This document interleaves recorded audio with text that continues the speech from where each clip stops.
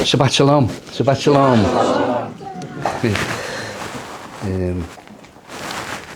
Parsha Vayera, which means and he appeared. It's actually and appeared, but it's God appearing to Abraham. So it's and he appeared, and we are going from Genesis 18 verse 1 through to chapter 22 verse 24. Now let's see where we're up to, and I'll give you a brief outline of last week and today. In last week's Parsha Lech Lecha, which Joe covered, we saw how Abraham left everything behind in answer to God's command. And because of his obedience, God told him that he would become the father of a multitude of people, a multitude of nations, as numerous as the stars in heaven. And although he was very old, Abraham believed the promise, and God counted his faith to him as righteousness. Well, our own lives daily, as it's all right to say, yeah, I believe this and I believe that, but faith must endure. It's an enduring process to have faith. I'm sure, as we all know, but it will be counted to you as righteousness. Later on, God promised to give him and his descendants the land of Canaan as an everlasting possession. Now this week, in Vayera, we see that angels visit Abraham and Sarah. By the way, this Parsha Vayera contains more angelic activity than any other Parsha in the whole Torah cycle. We also see that there's a son promised to Abraham and Sarah. We read about the judgments pronounced on Sodom. We see Sodom and Gomorrah destroyed. We read about the origins of Moab and Ammon. Then we see Abraham and Sarah traveling in Gerar, and some of the events that happened there. Next, we have the birth of Isaac. We see Hagar and Ishmael sent away. There's a peace covenant made between Abraham and Abimelech. Then we have the famous Akedah, the binding of Isaac. And the Parsha culminates with the announcement that Nahor, as Abraham saw by God, that Nahor has children, quite a few children actually, including Rebecca, who will be the future wife of Isaac. There's no chance of getting to go through all those events in the time that we have, but I hope whatever we do cover will be a blessing to everyone. Okay, Vayera, and he appeared, and he appeared. This is made up of two words, amalgamated into one word. The Va at the beginning, the letter Vav, means and then you have the Yara, and it's from the root word Ra'a. The root word Ra'a, which means to appear, to be visible, to present oneself, to be seen, to look, etc. All those similar connotations. Indeed, you'll see in the very first two verses of the Parsha, it's the same word, and it comes up 3 times. And in one sense it means appeared, in the next it means looked, and in the next one it means saw. So it's all that kind of meaning. In the context of the Parsha that we're reading, and in the verse that it's in, it's spoken in the third person, masculine, singular, i.e. he appeared. And it's God appearing to Abraham, and it's not a dream or a vision. He physically appeared to him in the form of a man. Now this verb, ra, we first see this in Genesis chapter 1 verse 4. And God saw the light, that it was good. Because God sees. And for us it's all about seeing how God sees. And in this Parsha Vayera, we're going to see an extraordinary amount of references to this verb, ra'a. It's quite astounding, actually. Besides the word Vayera, which is also the title, we have also Vayar. It's spelled exactly the same as the Parsha title, but it's pronounced differently. It's pronounced Vayar rather than Vayera. Now, it's all about appearances and what we look at and what we see and what we focus on. We know this in our lives. Basically, our eyes are the windows of the soul, and they function. Our eyes function as a two-way conduit with the heart. In other words, what's in the heart you will want to see, and what you see in the eyes will go into the heart. It's a two-way conduit, the eyes and the heart. What we see with our eyes is literally a matter of life and death. So this verb just keeps popping up and popping up and popping up. God saw that it was good. In chapter 6 of Genesis, the fallen angels saw the daughters of men, that they were beautiful, and they took wives for themselves of all whom they chose. In Genesis chapter 3, talking about Eve. So when the woman saw that the tree was good for food, that it was pleasant to the eyes, and a tree desirable to make one wise, she took of its fruit and ate. She also gave to her husband with her, and he ate. Then the eyes of both of them were opened, and they knew that they were naked. There are so many examples in the scriptures. Even King David is the famous one, 2 Samuel 11. Now when evening came, David arose from his bed and walked around on the roof of the king's house. And from the roof he saw a woman bathing, and the woman was very beautiful in appearance. These outward appearances. That's the NASB version 1977. If we're not lifting up our eyes to the Master, but we're focusing on rubbish and tat out there, we can easily lose our way. It's easily done. We as people, human beings, we need constant reminders to keep ourselves in check and to keep each other in check. Can anyone think of a reminder that God gives us to keep our eyes in check? Cheat sheet. Numbers 15:37. Again the Lord spoke to Moses, saying, speak to the children of Israel. Tell them to make tassels, that's zitziot, the plural of zitziot, on the corners of their garments throughout their generations, and to put a blue thread in the tassels of the corners. And you shall have the tassel, that you may look upon it and remember all the commandments of the Lord, and do them. And that you may not follow the harlots which your own heart and your own eyes, related again, are inclined, and that you may remember and do all my commandments, and be holy for your God. By the way, speaking of ZT, I'm going to return to that later. I've got a little something that just came to me, but we'll return to that. I just basically wanted, before we start reading, I just wanted to outline the emphasis that this parsha and scripture in general places on the eyes and on what we see. Because this Vayera comes from that Vayera, to see. This parsha is full of examples, as we'll see. Like the human body, where everything is interconnected, so are the scriptures. It's all linked together as one whole. Now, before we read chapter 18, allow me to quote from a site that I saw. The site's name is called versonthealth.com. I was just sort of led to this, and there was loads, by the way, similar kind of stuff, but I just landed on this one.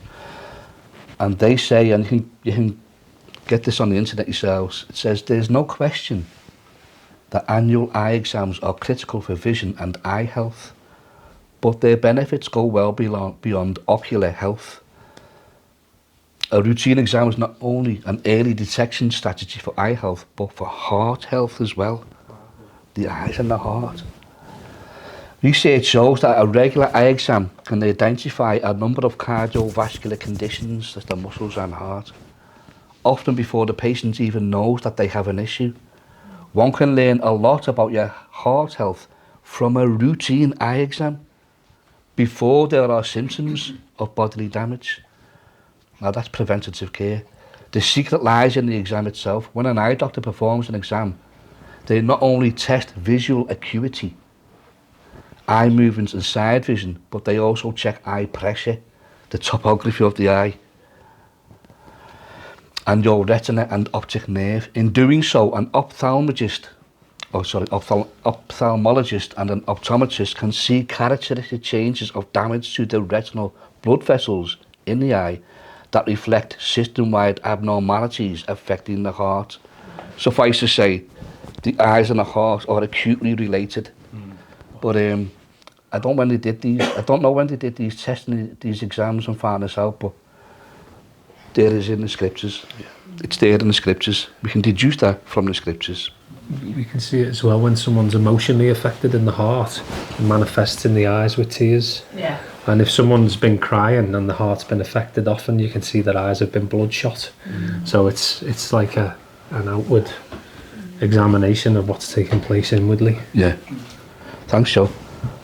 Yeah, so it's so important. What we choose to see and to focus on is a reflection of and an impact upon our hearts. And what we see reflects what is in our hearts and impacts our hearts. The muscles of the eyes are ultimately connected to the heart, physically as well as spiritually. The eyes are two of the most spiritual organs of the entire body and have a direct connection to the mind and soul and to the heart, which is the source of our prayers, as we know. Directing our eyes in the correct way, like Abraham, and focusing on godly matters will help ensure that our hearts and our prayers are lifted up to God. So the heart, the mind, the soul and the eyes are all connected. Okay, we're going to read chapter 18 now. I'm just going to go from verses 1 to 15. Skip a little bit and then conclude with the last verse 33. So chapter 18, verses 1 to 15 to begin with. Then the Lord appeared to him by the terebinth trees of Mamre, as he was sitting in the tent door in the heat of the day. So he lifted his eyes and looked, and behold, 3 men were standing by him.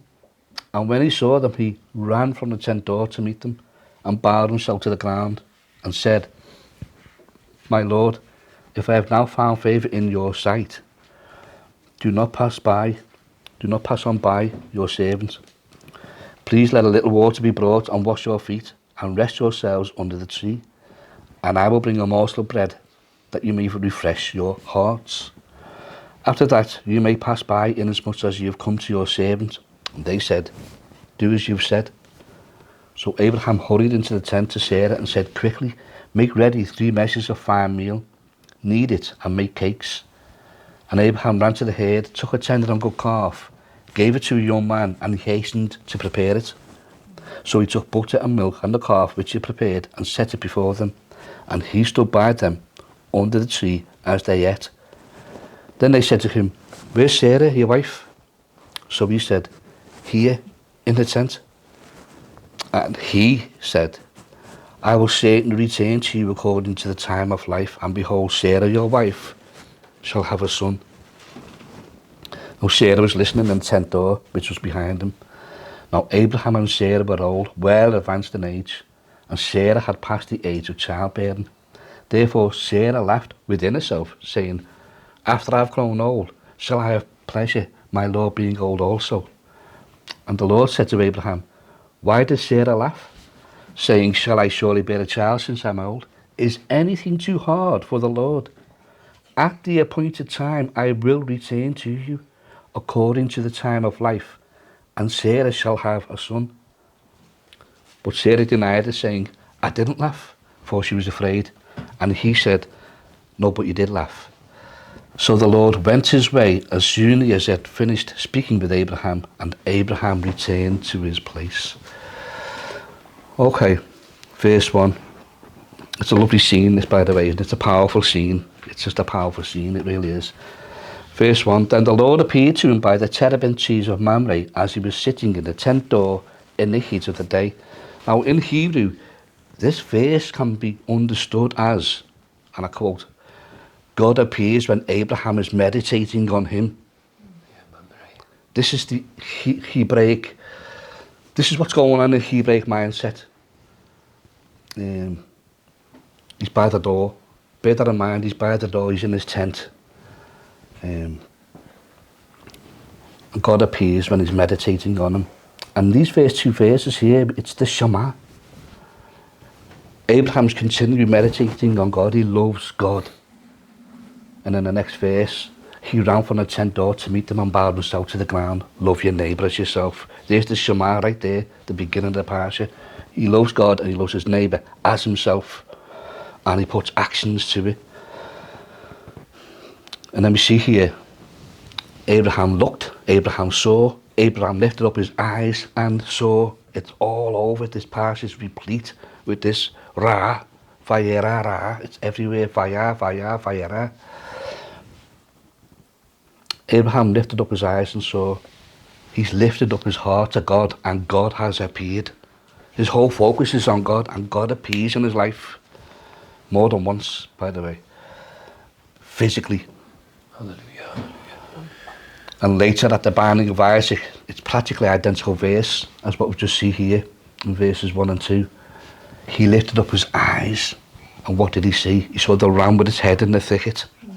It's the same thing, which we know is a foreshadow of Yeshua. But Abraham, the point being, Abraham's eyes, his focus, his heart is continually on God, and God appears, God is in his life. Hallelujah. He's continually seeking God, and he finds him. Yeshua says, our Master says in Matthew 7, seek and you will find. He says, ask and it will be given you. Seek and you will find. Knock and it will be opened to you. For everyone who asks receives, and he who seeks finds, and to him who knocks on the door, it will be opened. The Shema as well is not just about a pronunciation of repetitive words, like a mechanism that we need to do like a robot every day. The Shema is actually aligning ourselves with God and becoming in oneness with him.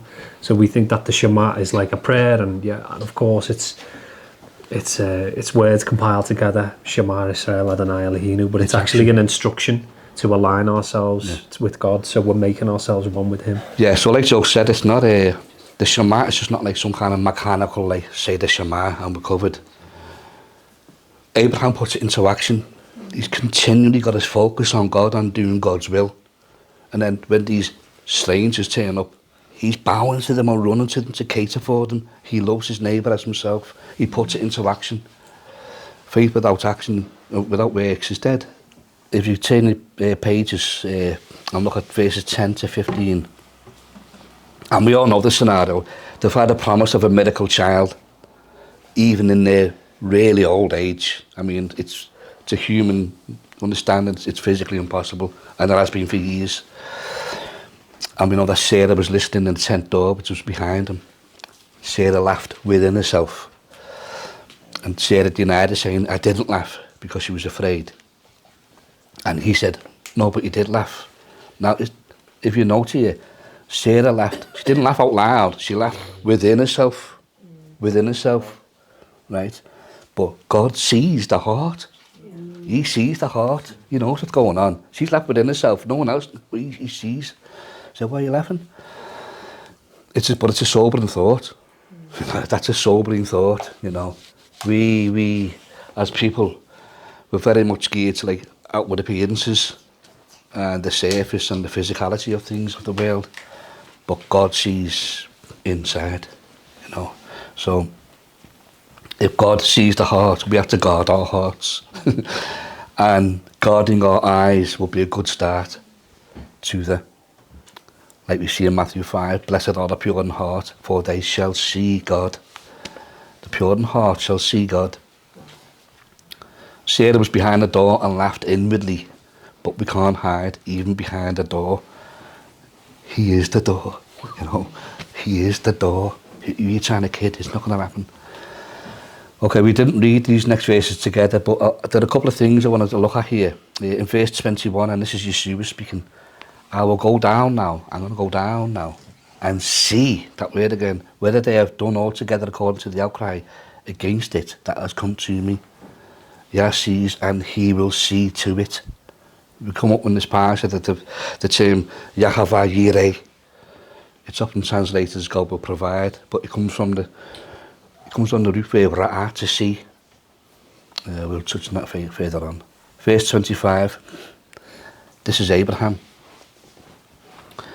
far be it from you to do such a thing as this, to slay the righteous with the wicked, so that the righteous shall be as the wicked. You know, this is, and later on it says, Abraham returned to his place. He's probably thinking, oh, okay, I'll go back. You know, there's a couple of ways of reading it.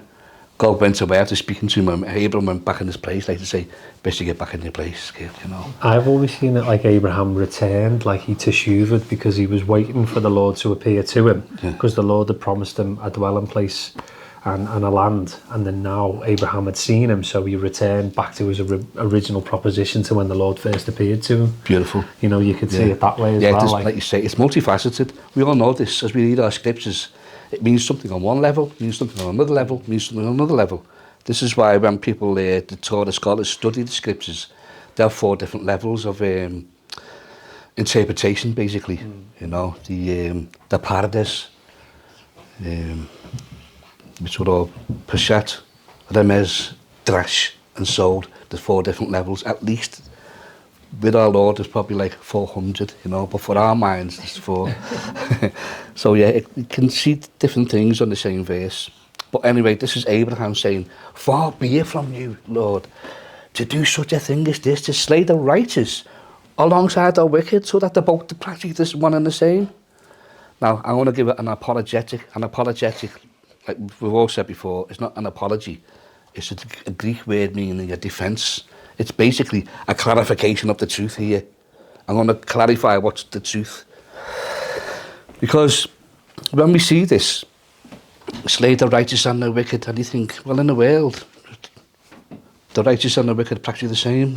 You see, well, quite often people will say, well, I see wicked people and they seem to prosper. And I've seen righteous, godly people and they seem to suffer. And we've all seen it in our lives. So you think, but ultimately, this is not true. And this is what I was saying before, it takes enduring faith. This walk we're on takes enduring faith. Because we'll see things, experience things, witness things that don't really seem to make sense to our minds. But God is higher than us and he knows best. And the faith is, no, God knows best. He is right. He will do it and he'll do it in his time. It's a trust in God. Now I'll come across talking about, why do the wicked tend to flourish and the righteous seem to suffer. I came across some Torah scholar, his name is Kaplan, and he put it like this. It's like a midrash that the sages have, I think it's quite an old midrash actually, but it goes like this, because often to us it appears that the wicked flourish. This is what it's about. But we only see outward appearances, you know, and God sees inside, he sees the heart. So where you're thinking these wicked are getting on with all kinds, well, what, you might have a big car, you might have a big house, you might have loads of money, and blah, blah. That's all outward stuff. Inside, he might be really suffering.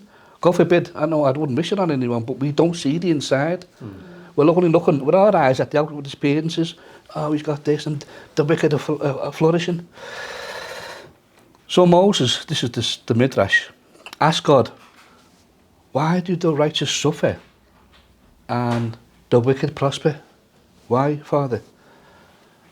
So God says to Moses, look, I'm going to tell you in a manner that like can be understood by a human, okay? Since no one can really grasp fully my wisdom and how I run things, I'm going to tell you in a manner that you can understand. So Moses says, okay. So God shows him a vision. God shows Moses a vision. And in the vision, Moses sees a soldier riding on a horse. It's a hot day, the soldier's thirsty, so he stops by a water hole. As he stoops down to get a drink, his pouch, which is full of gold, falls out without him knowing. He proceeds, he gets his drink, he saddles the horse and rides off. So you're following it so far. Soon after, a 12-year-old lad walks past, gets a drink from the watering hole, finds this pouch full of gold. Can you imagine being 12?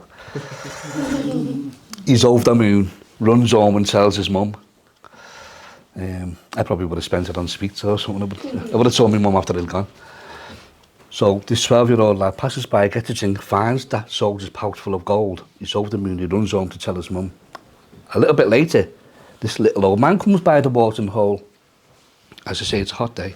He has a little snack, a drink of water, gets a little lie down, and he falls asleep. Meanwhile, the soldier who dropped it and he's on his horse, he's noticed my pouch is missing. My pouch full of gold's missing. So he rides back to the watering hole, sees the old man asleep, and kicks him like that to wake him up. He says to the man, I want my pouch. He goes, I know you've got it. No one else has been here. There's only been me and you. I've only just got off. I dropped it. You must have it. Give me the pouch or I will kill you. And the little old man tells me he doesn't have it and he doesn't even know what he's talking about. So the soldier does. He takes out his knife, kills him, and goes through his pockets. No pouch, nothing. Gets back on the horse and he rides away. The vision ends. And God says to Moses, see, I dispense perfect justice in the world. And Moses is like, no, I don't see. He's proper just dumbfounded and perplexing. And Lord, no, I don't get it. I don't get it. So God says to Moses, okay, I'll give you another vision. So he shows him a dense forest. And there's a little clearing in the forest. And Moses, he's looking in the vision and he can see a father walking with his 2-year-old son in the clearing. Moses can also see a soldier on a horse where the forest is thick and dense over there. Now the soldier's watching the father and the son walking in the clearing. All of a sudden, a mugger jumps out from the other side of the thick forest and attacks the father with the toddler. And the soldier can see it all clearly and just watching and watching and watching. Then the mugger and the father are rolling around on the ground. The mugger gets the better of the father, pulls a knife out and stabs him to death. He rifles through the father's clothes and finds a pouch full of gold coins. He grabs it and runs off, but in his haste, he drops it. In the vision, Moses has seen it. The soldier comes riding over, picks up the pouch and rides off, and then the vision fades. God says to Moses, see, there is perfect justice in my world. And Moses says, no, sorry, I'm not getting this. Father, I'm not. God says, look, let me explain. Let me explain, Moses. But remember that what I tell you is only scratching the surface. And when you see the justice in it, you will understand how I run the whole world. The vision that I showed you at the waterhole actually happened after the second vision you saw at the forest. The soldier who lost the pouch at the waterhole in the first vision was the same soldier who found the pouch 10 years earlier in the forest. He should have returned it. It wasn't his. The 12-year-old boy who found the pouch at the waterhole 10 years earlier, he was the 2-year-old toddler whose dad was murdered. He should have inherited the gold there and then. It took 10 years and he found the gold that was rightfully his at the waterhole. The little old man that was murdered at the waterhole 10 years before, he was the mugger. God says to Moses, that's how I run my world. So we only see glimpses. We only see glimpses, you know. Everything has a consequence as well, doesn't it? Like everything. Yeah, and God's justice is perfect. We might not always see it. And in life we just see glimpses of things, you know. This is where our faith comes in. Yeah, God sees the whole picture. It might not even be in like our time in this sort of reality. It could be justice on Judgment Day, yeah. You know, or justice in treasures, inheritance restored in the next life. Truly. I love that analogy. It was brilliant. It is, isn't it? Yeah. Yeah, it is. It's beautiful. I'm not going to share it with you. Where is it written now? Yeah, I'll give it later. Okay. Yeah. But it's a fella called Kaplan. He's I love he's full of wisdom and humour as he goes to the Torah, you know. Not as good as these lads, like. Bless him. Okay, I want to read. I want to read now the very last verse here. 1833. Now I've sort of skipped past the saga with Lot, etc. because I did that last year. So anyone who's interested, you can look at that. But here now, verse 33. For me, see, the scriptures when they were originally written, there were no spaces and paragraphs in chapter 1 and verse 4 and all this stuff. It just tumbled along. It's only later on that's been sectioned up. So we can now say such a book, such a chapter, verse, such and such. But it wasn't like that originally. And for me, 1833 rolls into 19:1. To me, that should have been it being split at the end of one chapter, beginning of the next, but it rolls in for me. 33, so the Lord went his way as soon as he had finished with speaking with Abraham, and Abraham returned to his place. Now, Joe gave a good analogy of that before, this interpretation. But then the very next verse says now, but really it's and the two angels came to Sodom in the evening. The Lord went his way, finished speaking with Abraham. Abraham returned to his place, and the two angels came to Sodom in the evening. Now, there's a small midrash here. It's for your own, I'll just submit it for your own consideration. It's just a little midrash. But some say that where it says, God went away after he finished speaking with Abraham, and Abraham returned to his place. It's a picture of when Yeshua went away, and the two messengers that came with him went down into Sodom. It's a picture of how Yeshua visited us to make known his covenant, and then left, leaving the two messengers who go into the world and who are representing the Torah and the prophets. These bear witnesses of God's truth. They bear witness of God's truth and declare that those who turn to God shall be saved. And those who willingly practice evil will not. As I say, I'll just submit that for your consideration. I came across it, I'll share it with you. And in verse 4, chapter 19 here now, it mentions all the people of Sodom and Gomorrah outside Lot's house. Not like most of them, all the people, all of them. Remember Abraham saying, what about 10? Not even 10. All the people were in on this. All the people were of one mind. They were depraved. This society was very sick and depraved. The antithesis, this society of Abraham and Sarah. Not one righteous except those in Lot's house. They were in the house. We'll come to that now. This verb ra features very heavy in this parsha, as I've said. It's looking, it's seeing, it's about the eyes in general. Now we have to remember that our mouths, our ears and our eyes are portals.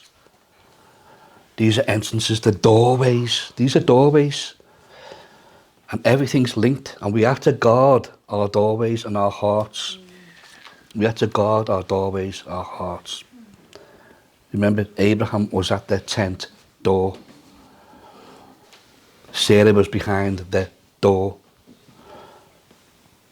19:6, so Lot went out to them through the doorway, and then he shut the door behind him. The next verse, but the men reached out their hands and pulled Lot into the house with them and shut the door. This is an illustration, this example here, where they pull Lot in and his family, that the door will be closed in the last days. After which it will be too late. Just like when God shut the ark door with Noah, etc. And those who were not inside were destroyed and lost. And we know that Yeshua HaMashiach, he is the door. He himself tells us more than once. And the only way in is through him. The only way in is through him. John 14, Jesus said to him, I am the way, the truth and the life, and no one comes to the Father except through me. He's the door. And he tells us how we are to pray. When you pray, go into your room, and when you have shut the door, pray to your Father. That's in Matthew 6. The scriptures gives us so many references to doors. God shut Noah inside the door of the ark. Lot shut the door. The angel shut Lot's door. Yeshua is the door.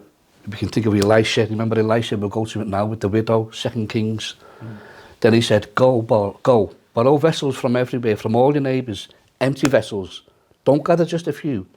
And when you've come in, you shall shut the door behind you and your sons. Then pour it into all those vessels and set aside the full ones. So she went from him and shut the door behind her and her sons. Now, I don't think they went in and started playing tiddlywinks. They're not sitting there playing Ludo and tiddlywinks. They shut the door. They shut their eyes and shut out the world. They shut the door and prayed. This is what I'm touching on. Just as our Master teaches us that we shut the door and pray to the Father. Elisha again, verses 32 to 34, when he raised the son of the Shunammite woman, He raised their son from death, remember? When Elisha came into the house, there was the child lying dead on his bed. He went in therefore, shut the door behind the two of them and prayed to the Lord. Now in this passage, when Lot shut the door, the rest of the family was surely praying with the angels. And when the angels shut the door, Lot and his family were surely praying. And we read in Revelation 3, when Yeshua shuts the door, no one can open it. And when he opens the door, praise Yah, no one can shut it. If he shuts the door, there's only darkness and blindness, just as it was for those outside Lot's house. The blindness.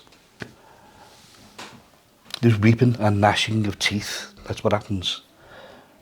Yeshua says, if your eye offends you, pluck it out. Best you do it before he does. Best you do it before he does. When he opens the door, our eyes are opened and no one can shut them from his truth. Surely. Luke 24, and he opened their understanding that they might comprehend the scriptures. Hallelujah. Their understanding, i.e. their eyes, their minds, their hearts. And if our eyes are open, and we all think they are, we're supposed to lead the blind. That's what it's about. Yeshua's the light of the world. He said, you can be a light in the world to the nations. We're supposed to be a light in the darkness. If our eyes are opened, lead the blind. Yeshua brings sight to the blind. He shows us this in the Gospels. Let's follow his way. Here's the door, and we want to be inside the door with him, not outside the door like Sodom and Gomorrah. Knock, and it shall be opened. Seek him, and he will Vayera. Seek him, and he will appear.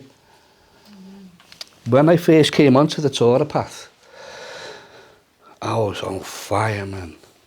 And an old friend of mine, Brett knows him, the lads know him, Brian. We were on fire at the same time, and we hadn't seen each other for a good while. And we bumped into each other, and we're like, it's all about Jesus. They're the words that came out of our mouths, like, it's all about Jesus. And we're like, wow, what's going on? And we sat in mine and we talked and blah, blah, blah. And everything was Yeshua, you know. He's on your mind, he's on your hand, he's there, he's just there. And he said to me, I met him, you know. This is what he said. He goes, I met him. I said, what? He said, I went to see my family abroad, in Dubai of all places. He said, I was in bed, he came into my room, he was there. I said, Yeshua? He goes, yeah. I was like, phew. And for a few days after it, I was at home thinking, wow, what must it be like if he just comes to meet you? I mean, you hear stories, don't you? But not in my life. These things don't happen to me, you know. And I'm thinking, wow, what must that be like? And I'm sat there and thinking, wow, oh Lord, that must be something else. And I'm thinking, what would I do? What would I say? Next minute, people, he was there. He was there in my living room, like not even from here to the camera stand. And I'm sat there, and he's there. But my eyes are closed, but it's all happening. I can see me and him with my eyes shut, if you know what I mean. It's like what they call these out-of-body things. It's really happening, but I can feel it. You know, sometimes if you feel something, it's more than seeing something. It's more true than actually seeing something. You feel it goes through you. You know, a bit like, imagine hearing the Ten Commandments spoken on Sinai. It's just in you. You're feeling it. He's there. He stood there, feet away from me. And I'm like, oh Lord, thank you, and I'm sorry. Thank you, Lord, I'm sorry. That's all that was coming out of my mouth was thank you and sorry. I didn't feel worthy. And I wouldn't look at him. I felt so wretched. And he said to me, he spoke, he goes, you can look at me, you know, my son or my child. It was something like that. You can look at me, my child. And I'm like, Lord, forgive me, I'm not worthy, I'm sorry, I can't. And he goes, it's okay, just look at me. And I kept saying, I can't do, I'm not, you know, how dare I, you know?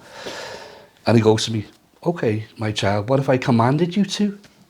And I went, oh, I'd have to then, I'd have to. And he said it, but it wasn't like, right, I command you. It was the most loving, gentle, like, okay, my child, I command you. You know, like that, it's just beautiful. So, it's all happening with my eyes shut, but it's really happening.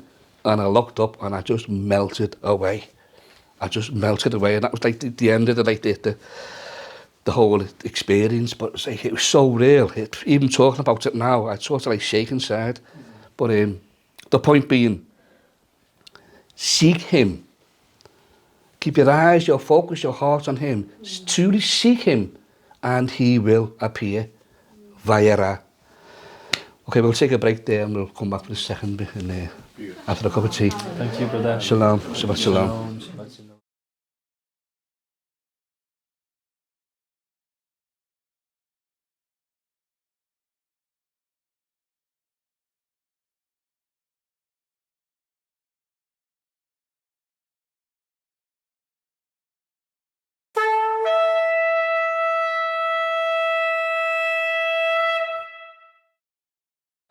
Shabbat shalom. Welcome. Here we go back again. We're going to hope you had time to muse upon what we've read so far in the parsha. So I realised that we didn't read all of chapter 19. But before we proceed to chapter 20, I just want to take a quick look at a couple of verses in chapter 19, namely verses 17 and 26. So chapter 19, verse 17. So it came to pass, when they had brought them outside, that he said, escape for your life. Do not look behind you, nor stay anywhere in the plain. Escape to the mountains, lest you be destroyed.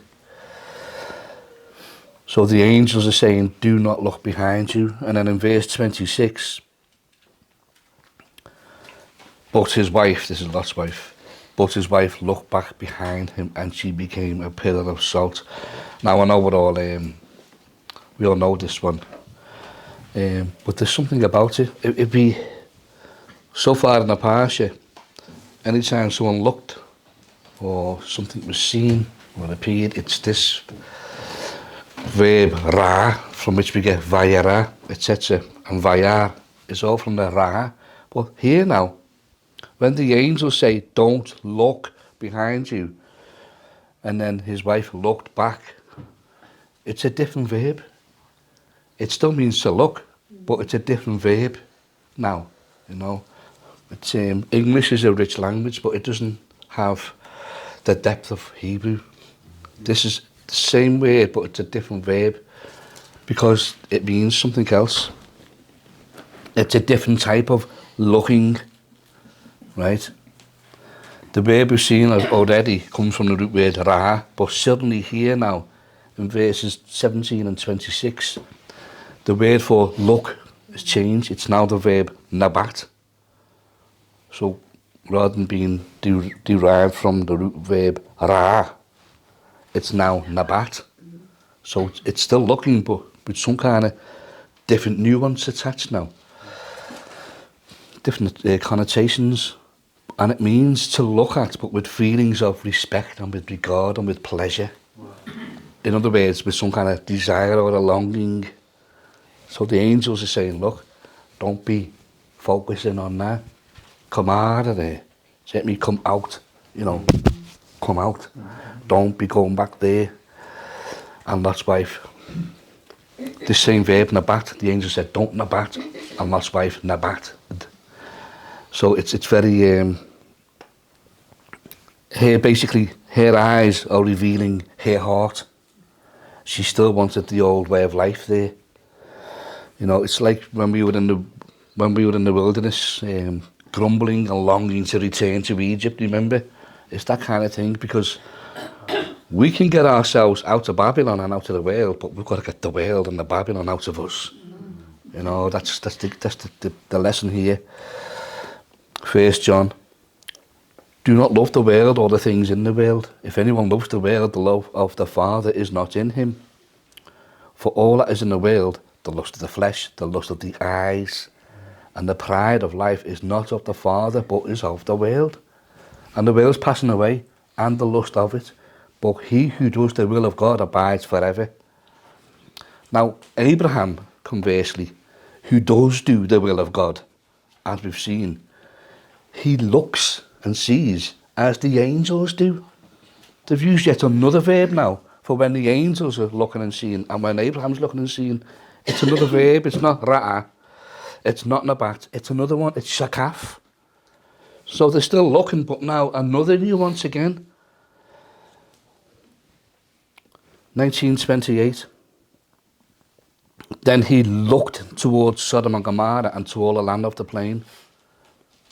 And back in the previous chapter, verse 16 of chapter 18, the men, i.e. the angels, rose from there and looked towards Sodom. This one, when Abraham's looking and the angels are looking, it's this word, shakaf. This verb now. So there's 3 types of how to look here in the passage that we've come across already. And this one here now, it's as if you're looking down on something, as if you're from some kind of higher vantage point, whether physically or spiritually, basically. Figuratively, what they're looking at is beneath them. They're above this. Abraham's aligned with the angels here in how he perceives this. So they're above the world and above its ways. See what I mean? They're how they're seeing it. In a sense, they're looking with godly eyes, you know. So I wanted to highlight that because we only see these wonderful and enlightening subtleties in the Hebrew script. Yeah. You read the English, it says, look, so, and there you got it, said, whoa, well, they're looking like that because of that. These are looking like this because they're of that, etc., etc. It's beautiful, powerful language. Beautiful language. So the lesson for us is we are to look to Yeshua and his ways and see how he sees. We have to ensure that our eyes aren't looking elsewhere when we see the corrupt teachings and doctrines of man-made traditions and these demonic deceptions that lead the world astray. As we always say here, don't look left or right. Don't look back. Don't look back. Don't be focused on any of that. Let's keep our eyes, our heart and our focus on him, Yeshua. Okay, chapter 20 here. If you turn your pages to chapter 20, there's something that caught my eye here. Now Abraham, this is verse 2. Abraham said of Sarah his wife, she is my sister. Now we all know the story. It happened with Isaac as well. And for centuries and centuries, people saying, well, was this deception? Was it just downright lies? Was it some kind of ruse? Why did they do this? Or is it something else? And I think, well, I was looking at it and thinking, rather than just protecting themselves, as in Abraham and Isaac protecting themselves, are they not also protecting the bride? I want to explain what I mean by that. Are they not protecting the bride? As I say, Abraham and Isaac both did the same thing. Just say, you're my sister. Okay, say you're my sister. But what we've got to realise is Abraham and Isaac both knew that from their lineage will proceed the Messiah. They knew the Messiah was coming from their lineage. I think, well, what a responsibility they've got. You know, this is some responsibility. So as well as preserving their own lives, surely they had to protect the lives of their wives also. They're basically the mothers of the Messiah. Abraham and Isaac have to preserve the lineage, and so they must protect the bride. Now, Yeshua preserves our lives, and we are his bride. We're his bride. And he preserves us, he protects us. Because we've got to realise that in this world, Hasatan has always endeavoured to steal us from our bridegroom. He wants to steal us, his bride. But Yeshua saves us, he protects us and saves us. Revelation 12. And when the dragon saw that he had been thrown to the earth, he pursued the woman who had given birth to the male child. This is what's happened from day one. But the woman was given 2 wings of a great eagle to fly from the presence of the serpent to her place in the wilderness, where she was nourished for a time and times and times and a half.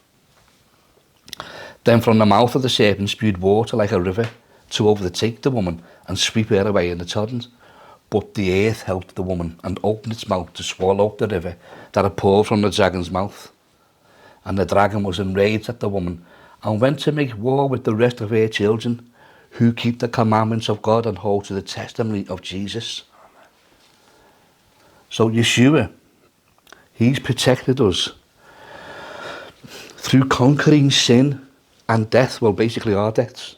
He came and he conquered sin and death. The wages of sin, which is death, our deaths.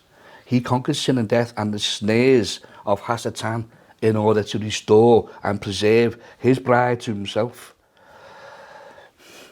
Through our own spiritual adultery, we were divorced from him and we deserve to be stoned. We deserve death by stoning. That's what we really deserve. We brought it on upon ourselves. But Yeshua laid down his life and took it on himself. Said, no, I'll take it on. And he laid down his life for his bride. So for me, like Abraham and Isaac, he protected us, the bride, from the contemporary ruler of the world. That's just another way of looking at it. That's just what I saw when I was reading it, you know. Because they say, oh, it's deception, it's lies, but you've got to look at it always. There's more than two sides to the story. There's usually 3 or 4. But Yeshua laid down his life for us, his bride. It's the ultimate. I've got an ace up my sleeve, that's the time. I've got an ace up my sleeve that you would never know about. It's the trump card that ejects Hasatan out of the game. 1 Corinthians 2. But we speak the wisdom of God in a mystery, the hidden wisdom which God ordained before the ages for our glory, which none of the rulers, and we know what the rulers are, of this age knew. For had they known, they would not have crucified the Lord of glory. Chapter 20, I've got one more note here on this chapter. It's verse 16. It's just a quick one. It's to do with the language. Then Tsoar, this is Abimelech, he said, behold, I have given your brother 1,000 pieces of silver. Indeed, this vindicates you. It's funny how he says brother. You know, not like your husband. It's your brother, isn't it? Well, I couldn't, anyway, it's just, you know, it's sort of like being a bit of sarcasm thrown in there, you know. I've sorted your brother. And she's like, okay. Yeah, you reminded me that of you. You had to remind us, didn't you, Abimelech? But he said to Sarah, behold, I have given your brother 1,000 pieces of silver. Indeed, this vindicates you. Now, when you check, it's probably in different versions of the Bible, but most of them says vindicates. But the actual true translation is a covering of the eyes. I mean, once again, this is a reference to the eyes, you know. As I say, there's many interpretations, but for me, what's happening here, this covering of the eyes, it's a metaphor for a gift that Abimelech bestows upon him, which has the effect of appeasing indignation and causing the offended person to forget the offence, i.e. to be blind to it, you know. This is the beauty of when you study things out a bit more than what's on the surface. Notice how these things have a duality, so you can look at someone and look down upon them in a sense that, like, you're in the Shamayim, in a higher place to understand them better, and you can look at them with the divine, but you can also be in a puffed up place and look down upon someone and see their worst qualities. Yes, yeah. You can look at something that's been given to you as a gift, and it can blind you, but it can also be a bribe. Yeah. So you can bribe, which blinds the hearts of people. Beautiful. So these things have a duality involved in them as well, of how we look as well. It's not just about what we see in a positive light, it's also what we see in a negative light. Truly, brother, well said. It's so prevalent in this parsha alone. I mean, it's right through the scriptures, but this parsha is just so full of it, you know. How we see and where are we when we're looking and focusing. Okay, we're on chapter 21 now then. Thanks for that, Joe. Chapter 21. I'm not going to read it out. If you just turn to your chapter 21, it's in your pages on the Bible to chapter 21. And the Lord visited Sarah as he had said, and the Lord did for Sarah as he had spoken. Now, did you notice that the section, we haven't read it, but it's in the previous section at the end of the previous chapter. Abimelech's wives, where they were barren, weren't they? For the sake of the prophets and Sarah, they were barren. And God said, I didn't let you touch her. It was down to me that you didn't touch her. It wasn't, I know you're innocent, but it's down to me. I made sure you didn't go near it. And at the same time, everyone in the palace, it was barren. And then this happens. Abraham prayed. So we notice how the section regarding Abimelech's wives appears just before the conception and the birth of Isaac. The point being, it shows us that whoever seeks mercy for someone else and prays for their need, when they themselves have a similar need, the same will have his own need met. This is how God works. You know, that's how we pray for each other. You know, and at the very least, we learn here that the principle is to pray for others before ourselves. And there you get it, the previous chapter, the barrenness. You pray for them, the wombs were opened, and then bing, Sarah conceives and gives birth to Isaac. Blessed are the merciful, for they shall receive mercy. Exactly. Verses 16 to 18 here, chapter 21. Then she went, this is Hagar, isn't it? Then she went down and sat down. She went and sat down across from him at a distance of about a bowshot, for she said to herself, let me not see the death of the boy. So she sat opposite him and lifted her voice and wept. Just a quasi-apologetic here, because people will point to say, well, why would your God kill let a kid starve to death like that? He's not a kid. It says boy, but he's not a young boy. He's probably about 18 or 19. Ishmael at the time, he's probably about 18 or 19, and he lived anyway, but he's not a boy. Contrary to what people might say, he wasn't a boy. He was 18 or 19. Chapter 22 we're on now. Verse 2. Then he, this is God, take now your son, your only son Isaac, whom you love. This is the very first mention in scriptures of the word love. Take now your son, your only son Isaac, whom you love. So the father loves the son, you know. The father loves the son. Does anyone know where the second reference to love is in the scriptures? Isaac loved Rebecca. Beautiful. This is Almond House, folks. Genesis 24:67. Isaac, Rebecca. Wow. So the father loves the son, the groom loves the bride. Beautiful. Isn't that beautiful? Okay, we're on to this infamous incident, the Akedah. Now we all know here, that this is a picture of Yeshua's sacrifice. But what does the word Akedah actually mean? You know, I've looked it up, so don't worry.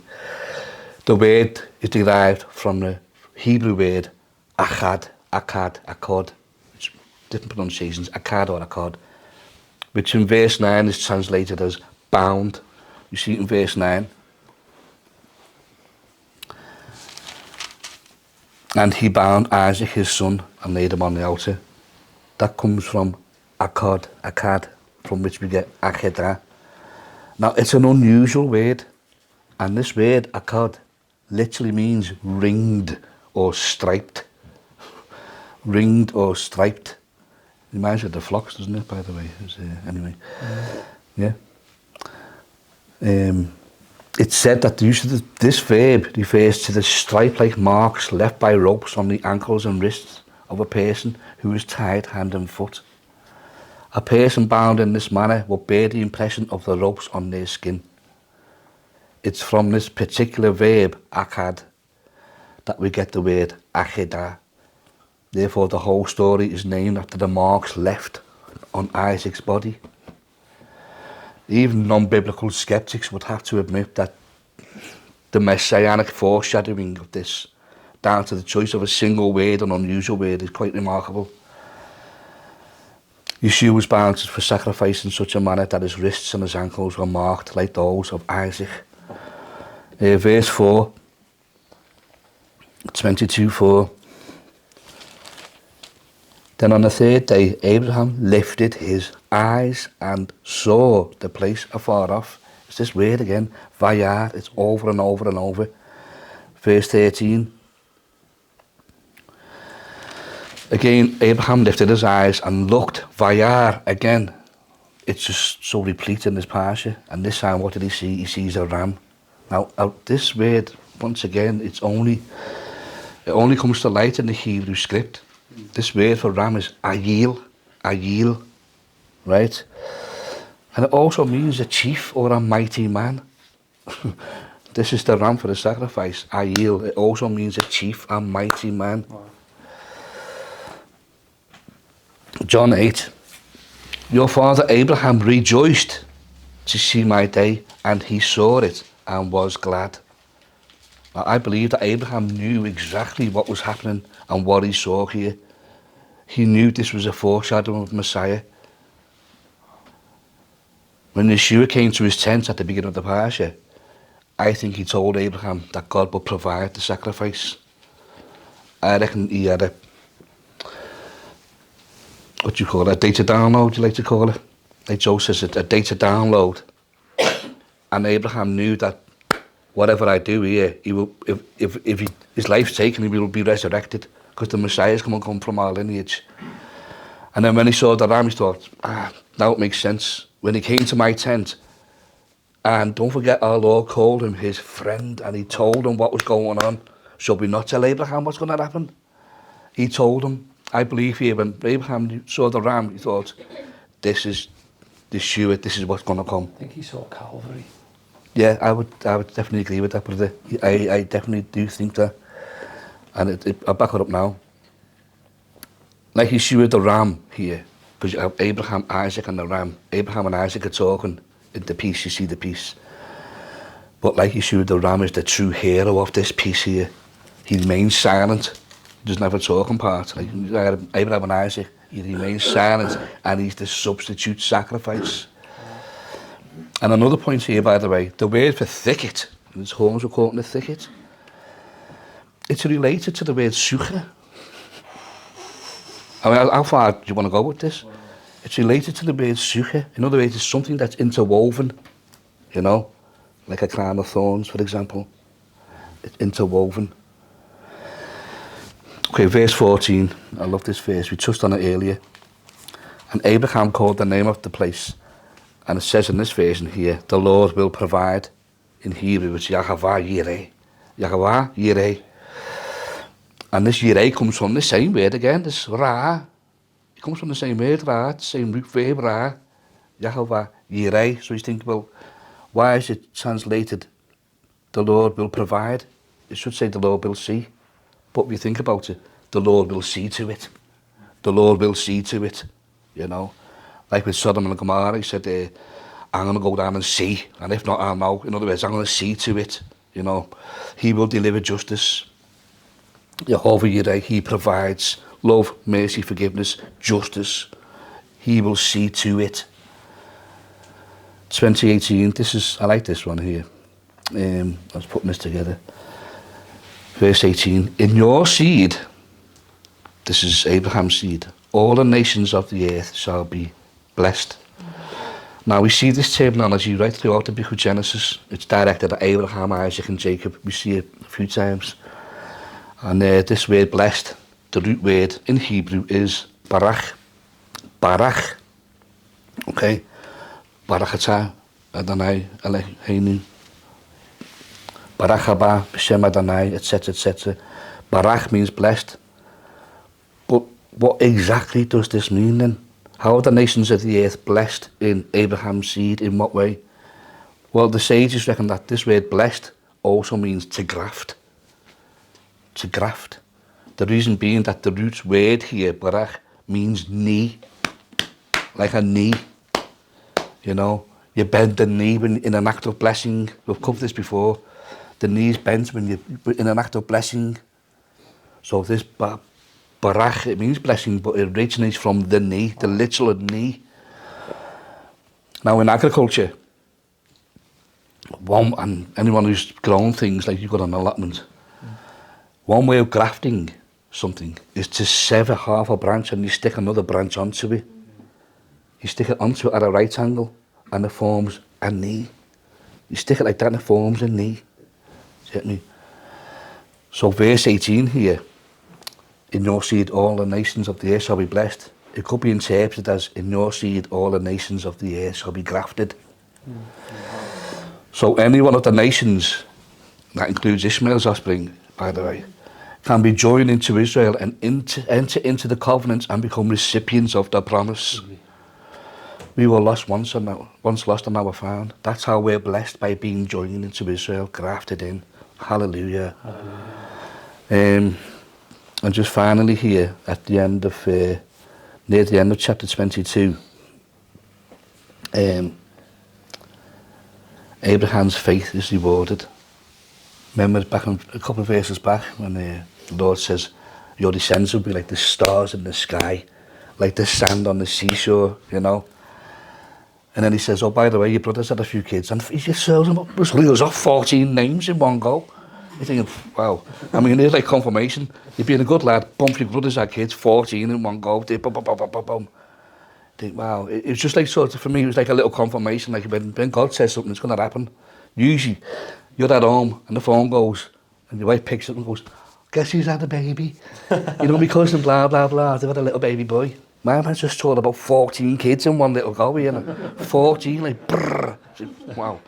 You really did mean it, didn't you? It's going to be the stars in the sky, and I can see it, Lord. Wow, you're delivering already. 14, no one hears a 14 kid like that in one go. Abraham did. And I wonder also, did God tell his friend, Abraham, oh, by the way, you know that Rebecca that I just told you about, guess who she is, by the way? Yeah, I reckon he did. I reckon he told him, oh, Rebecca's going to be so-and-so's wife. And there you go, it's all in hand, I've got it all sorted. You see. Yeah, now you see. Now finally, and I wanted to return to this, we mentioned tzitzit earlier. How they're a reminder for our eyes not to wander, you know. Cling on to remember the Lord and his commandments, you know. Don't let your eyes wander off. Remember what the tzitzit represents. It represents your God and his commandments. Turn your back on all that nonsense. That's what it represents. I said, we'll come back to it. Now, when I was when I spoke about the tzitzit, I just got this little image and I thought, wow, should I share this? I thought, I'll share it. It might just be me, I don't know. But the four corners on the garment that the tzitzit are applied to, attached to, are called kanaf. Each corner is a kanaf, so in plural is kanafi. That's the four corners on the garment. And this word, kanaf, or kanafi in the plural, it also means wings. And by implication, a shelter. As in wings that protect. And there are many references to this.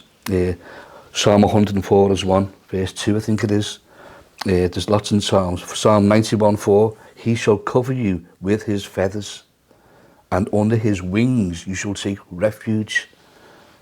Now I was thinking, Jack did a fantastic thing a couple of weeks ago with the Hebrew concept of the universe, remember?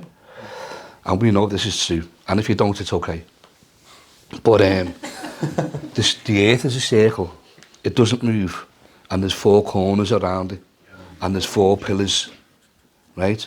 These pillars go from heaven down to earth, the four pillars, the four corners, yeah? And I'm picturing this, the tzitzits, and thinking, the four tzitzits on the garments.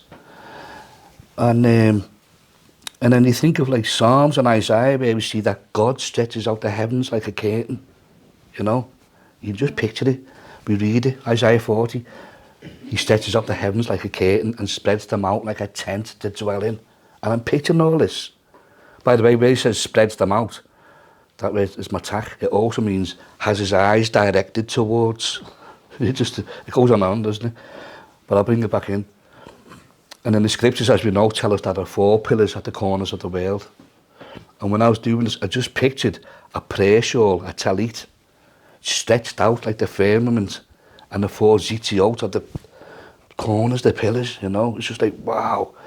And then his eyes are there looking down, and I thought, wow, we're covered. Wow.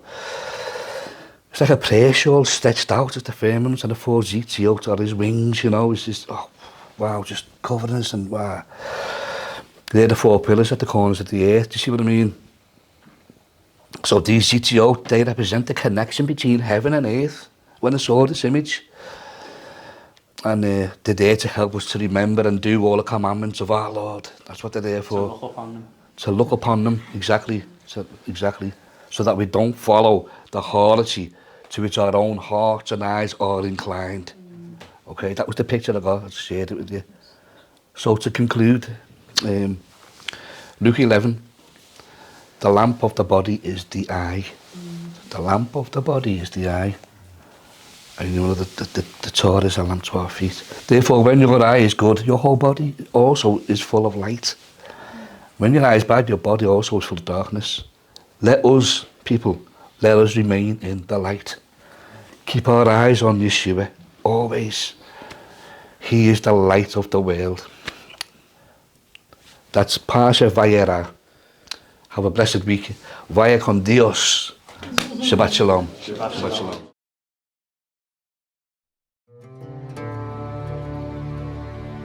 shalom.